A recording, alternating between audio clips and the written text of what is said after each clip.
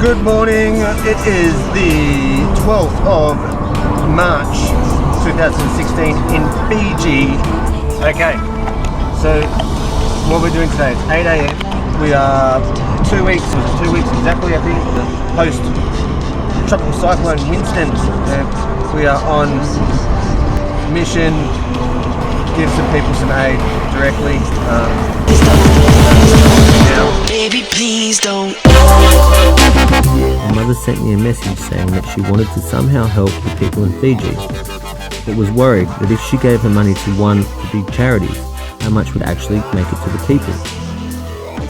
She asked for my bank details and said that she was going to send $1,000 Australian dollars.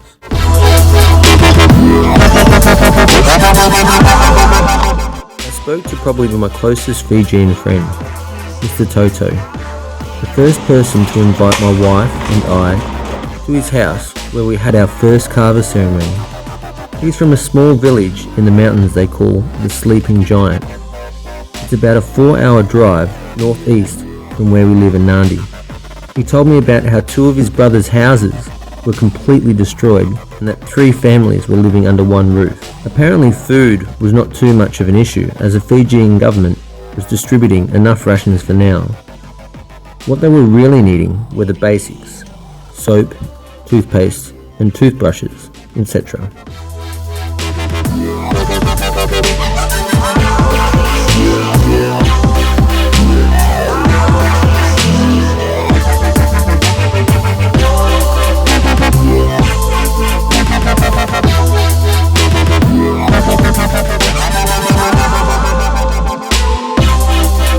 So, with a car full of needed stuff, my wife, Mr. Toto, his eldest son and myself made our way north.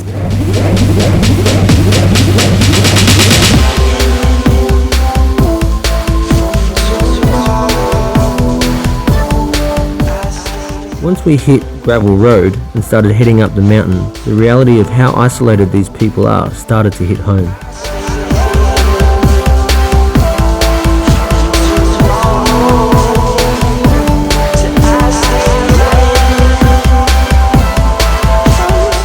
Mr. Toto explained to me how the cyclone made its way through the valley, and you could see how parts of the mountain were completely hammered by the wind and others barely touched.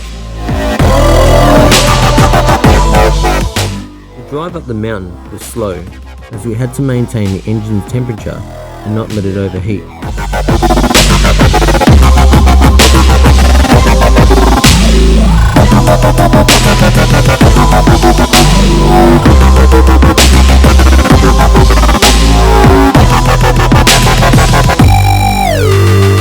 We finally arrived in the village and everything seemed very quiet. We went to the chief of the village's house, who was the uncle and namesake of Mr. Toto, and who brought him up as a son of his own. All the family was inside here? Yeah, all my family, yeah? This one, that one. Not the village, only our family inside here. But the water come very.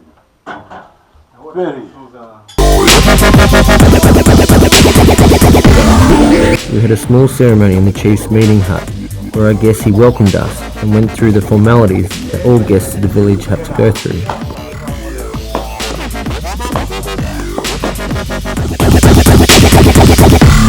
After this, we had permission to visit the 3 families living under one roof and in need of some extra supplies to make life a little more comfortable.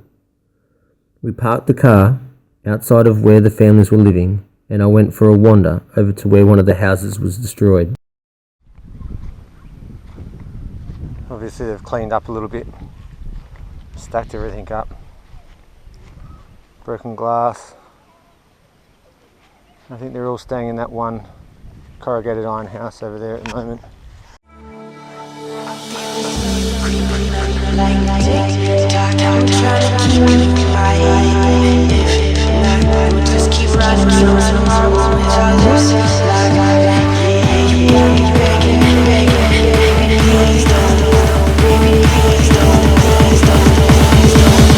Baby, please don't.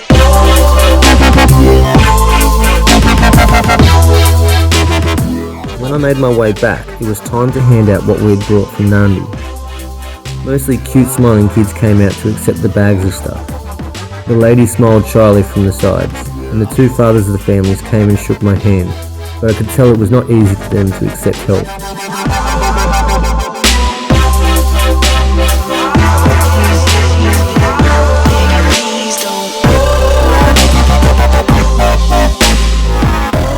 To be honest, the whole time I really had no idea of the significance of what was going down, and the emotions involved for these people. There's a strange place between being grateful and happy for the help, trying to be appreciative, and also having to be humble enough to receive help because your family really needs it. All this was going on, but at the time I really didn't understand it, and the reality is I still don't, and hopefully never will.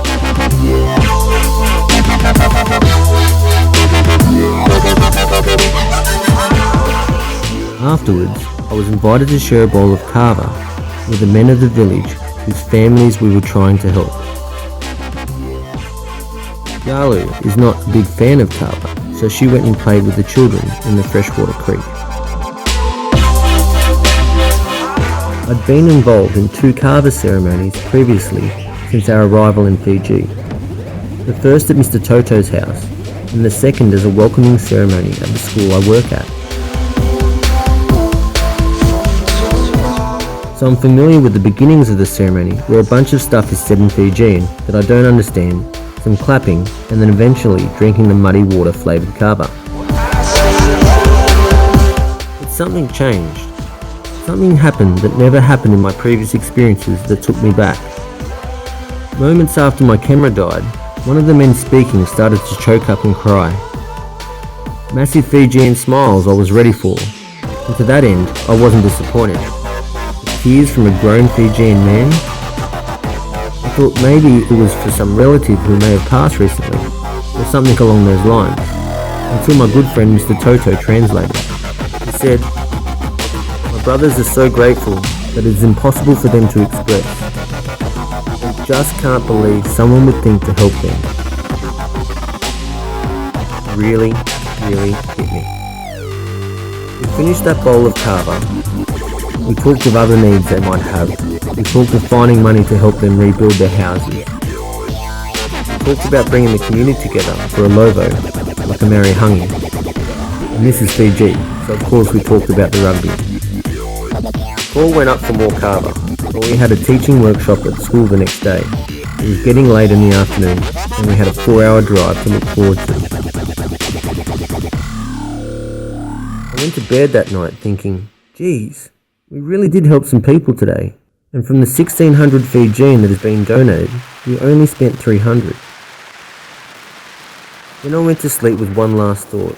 The greatest privilege of all is not being given something, but to be in the position to give.